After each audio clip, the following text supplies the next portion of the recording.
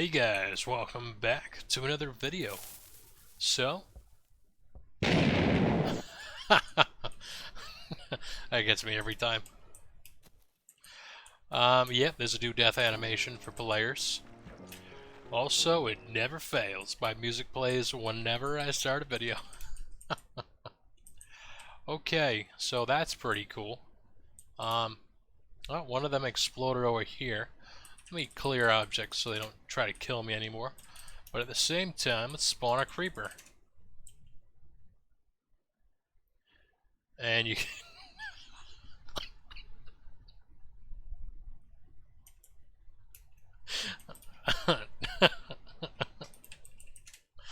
Yes, I need to remove that smoke cloud too. That's super annoying. Um, I don't know why it's built into the engine, but I'll override it with a pixel. Alright, so a pretty major thing is swimming. And let's see if the song's done. Alright, there we go. Whoop, for some reason it didn't unmute. There we go. Okay, now you can sneak while you're underwater and it goes down. And of course, run up. It's pretty fun, actually. It's a little bit too much fun. Be careful you don't drown, because I find myself trying to explore down there. And yeah. I also disabled knockback because it was causing some pretty ridiculous issues with this. So you can see, even though it's got like a little jolt, it might look like it's clunky, but for some reason when you're playing it, it actually feels really nice. So, let's see. One major thing is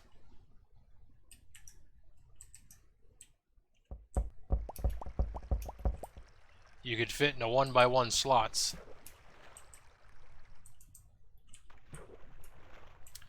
So one thing is, let's see. Alright, there we go. No, let's make the glitch happen. Come on. No. Whoa. Whoa. I think I did it with a torch. Let me see.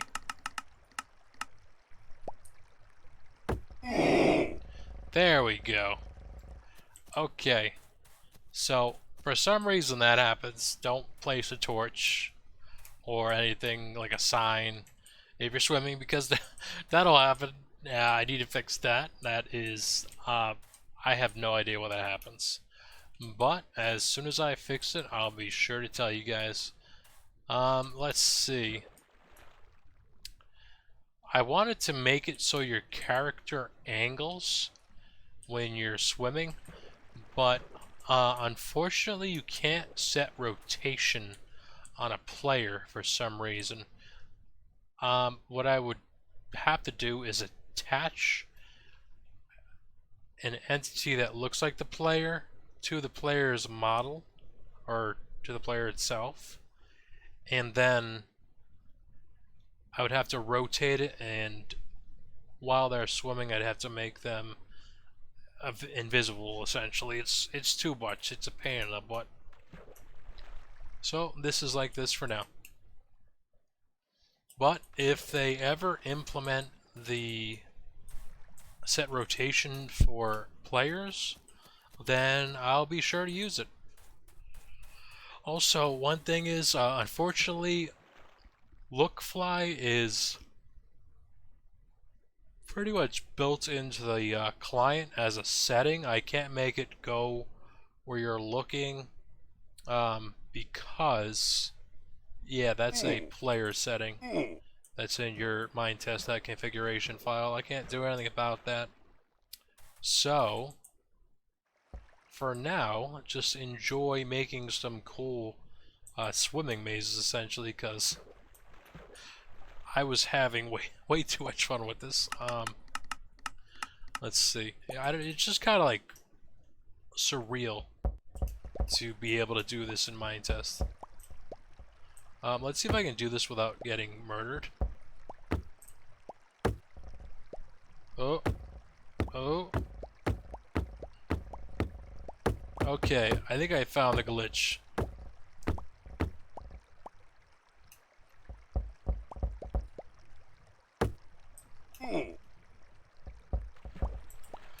That is super interesting how that happens. I think I'm going to have to set the player, their position or something. Because when you get out of the water, essentially you stand up.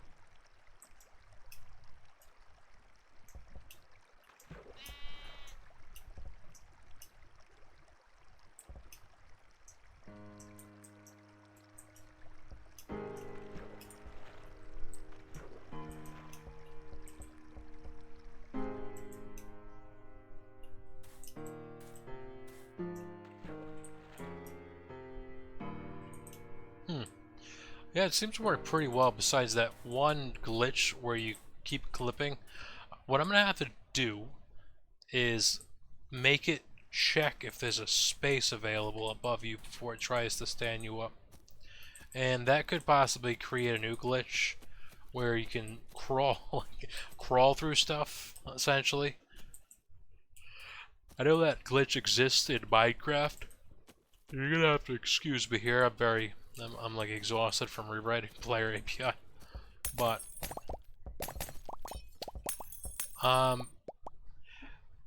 basically I could make it so if you're hitting aux 1, which is usually reserved for running around, then you can crawl, because how I play this is I set the special key to R and my inventory is E, so it makes it really easy to go through everything. Oh no. So yeah, I gotta see. There's a lot of planning that goes into this stuff. I'll just show you guys the code. Let me swap windows here. We can go to this, and I'll window. I don't know where toggle full screen. Whatever. Okay. So this is new player API. Okay. I don't even know how I'm going to explain this to you guys. So, every single function in this file is working from the API class. Basically, player pointer is the access point. It's a pointer, essentially, that allows other files and mods to intercept the data that's being calculated in here. And also drowning and player mechanics also utilize these. So we have one constant which isn't even used anymore. Let's see, let's just go through this. So these are the player constants. I say constant because this is what's assigned to the player when they get created, essentially. But it can be modified, so it's only a constant in the sake of it's the beginning of the data. And so I created a data pool for the players, so a player data is held in the data pool. So everything modifies the data pool for the players. So you can see I have create data, set data, then I've got the player pointer to set data, and API get data, and player pointer. I don't think I put the get data for player pointer because I didn't have anything for it. So I get API terminate when a player leaves. It deletes their data. I don't even know if I have it implemented yet. I'm gonna have to look at the code, but I'm a bit burnt out from writing or rewriting player API. I can't even speak anymore. So I can get the animation. I can set all properties, which is used for when the player is created. So it will create data, which is, I think it's the first one. Yeah, because this is the first one I wrote.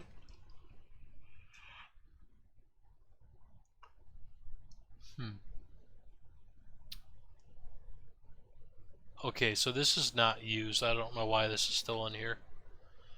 Yeah, we got remove the data. I rewrote the set wheeled item to utilize the class items, which was interesting to say the least. I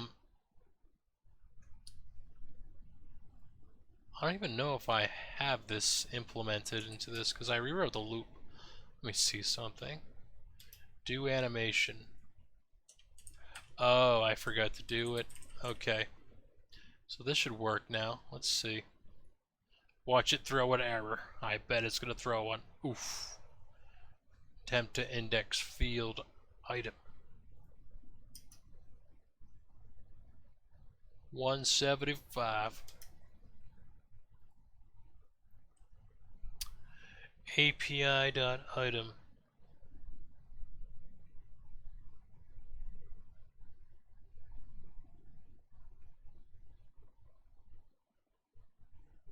Oh.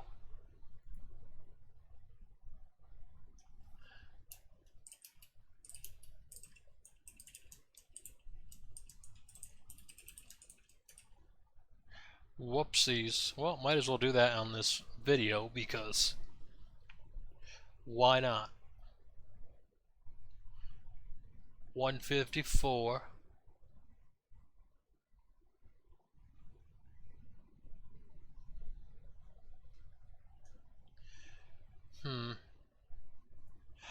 Oh.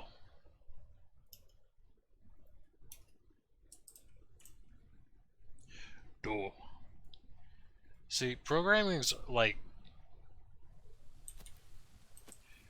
it's just looking at stuff and realizing what you wrote was dumb. Okay, now we get another bug, but I'm not going to even focus on that. You can see that it was creating a million things because I never actually... Oh. Door.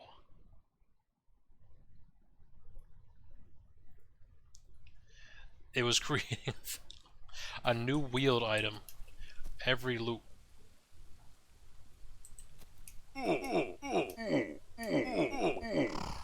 Oof. I'll fix that after the video. This video's already long enough. Let's see. Okay. So we have the set properties, which is setting all properties. And then we have the set textures, which is a repointer to this one. So it's essentially localizing it. And then we have set animation. Set animation is like, I'm pretty proud of it because it's very optimized, like super duper optimized. Let's see, pointer, set animation, then it's a redirect. Okay, this is an important one. This is force update. Force update is used when you get out of water or you go into water. So that just tells it to recalculate your mesh or whatever it has been changed. Basically, it updates your visuals, so it's pretty cool. And then I have an internalized one, which is setting force update. That one's very slightly faster, I think. Okay, this one's just not used. I forgot to implement this.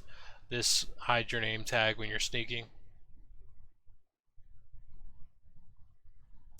In fact, I'll put that in after this video because I've already attempted programming on this video once. So API terminate is called when the player leaves, which is cool. I don't need to do it on shutdown because it just terminates all data that is localized into RAM, so that's cool. API.degrees is an internalized version of this, and we're at 293. Okay, math. I thought I enabled math.py to be pointed. Let me see. Let me change that real quick. API.py equals math.py. We were at 293.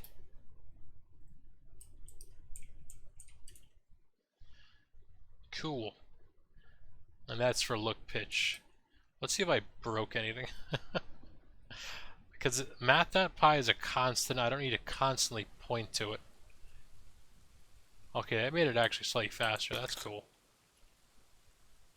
And why is it nighttime? Yeah, like things like math.py, you don't need to ask for that data from the engine every time, because that is insane. You could just make that a localized constant, which is what I just did. Yeah, API.py. Alright, cool. So we got control check. Okay. So control check is another optimization loop. Basically, it compares as fast as possible to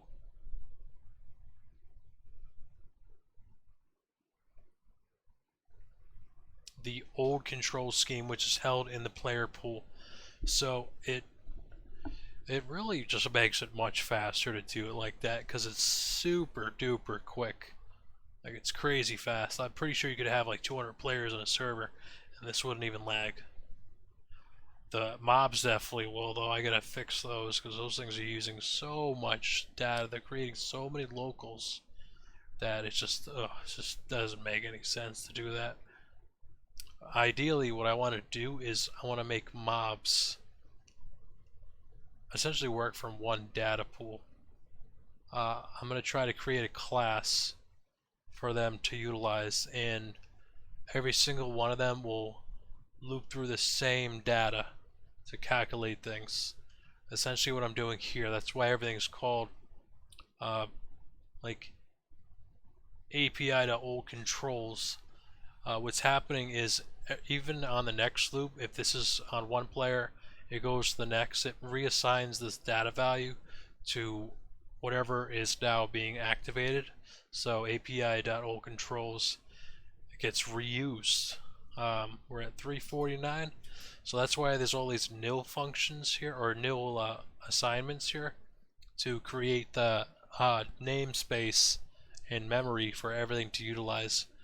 So it's pretty nifty. We're at 349. Okay, so this I'm kind of proud of because this is a translation table. This is taking inputs and states and converting them into animations, essentially. So what happens is, let's do the walk table. So is player in state 0? Okay, then walk. Is it using keys? Or is it using one of these keys? Okay, if it's using one of these keys, let's move on to the state. Okay, the state is, alright, is the player pressing a mouse button? If not, okay, do these. If state's 0, then do that one. If state's 1, if state's 2. 0 is walking or standing still, and 1 is just, no, 0, yeah, 0 is walking or standing still. 1 is running, 2 is bunny hopping, and you can see the speeds are assigned properly. So Steek's using a slightly different table. And then stand is basically the offset. It's the default, so I don't need to check for anything but mouse input. So it does state stand, true or false for the mouse input. And swimming is basically its own thing. So how we translate to the translation table is basically there's a lot of checks and balances. So we go to the movement pointer, which gets the local data of state and swimming, and then it translates them. It actually reuses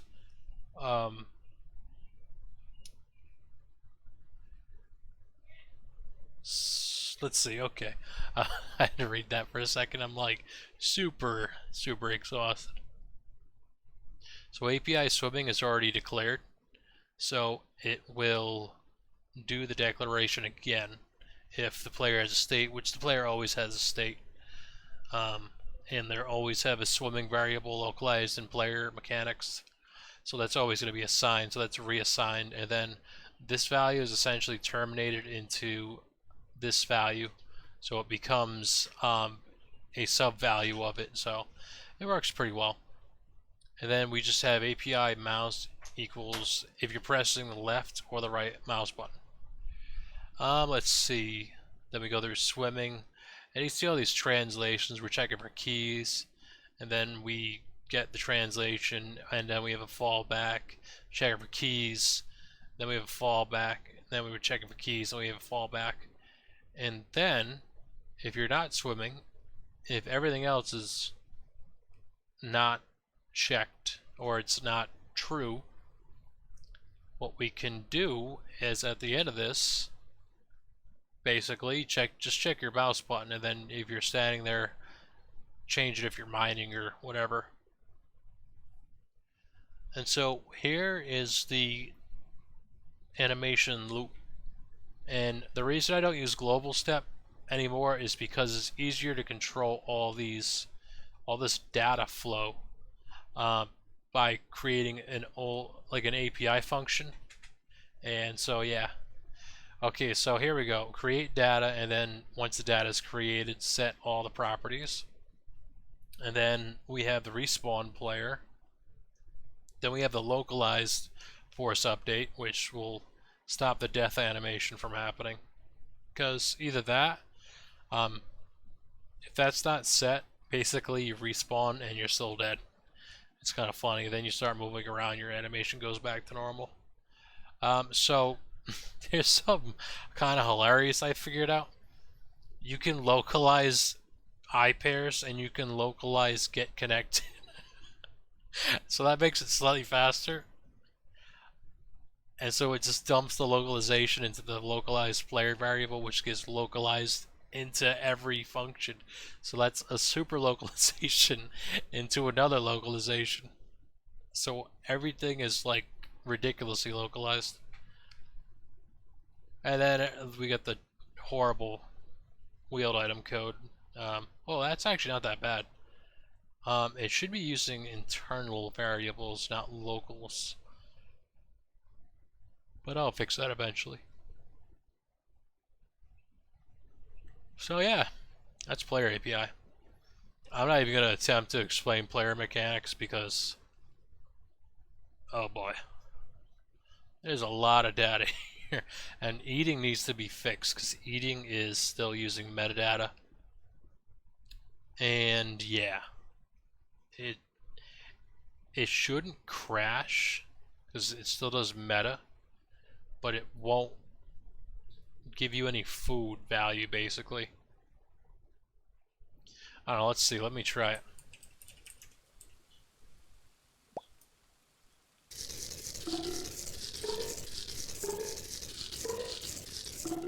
Okay, so it is, I still got the safety enabled, and you still can't run if you are hungry, and you'll still die.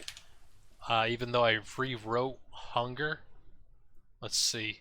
Hunger is completely, like, ridiculously overhauled. It's using a lot of local variables. It's trying to use data. Let's see, there's one inefficiency. Local, I'm using locals here because I didn't realize I could create class locals and then work from one data value, but I'm going to fix that. So yeah, guys, this is essentially not only the multiplayer update, this is an update to make servers run insanely fast so you have no lag whatsoever on a server. And it's just, it's gonna take like a week or two before everything's completed. It's a very, it's, I said this in the Discord, it's like playing 4D chess. Because I fixed one thing, and now I have to fix another thing, and then make it work with the other thing that's fixed, and then make them work back and forth, and so they can communicate with each other. But that's with like 12 different mods at the same time, all hopscotching between each other in a spider web. So basically, I'm trying to fix the internet on like a micro scale. But anyways, guys, hopefully you enjoy the swimming.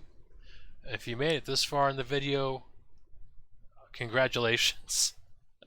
Because I don't know why I felt like explaining it for 25 minutes, but there you go. So I'll see you in the next video. Peace out.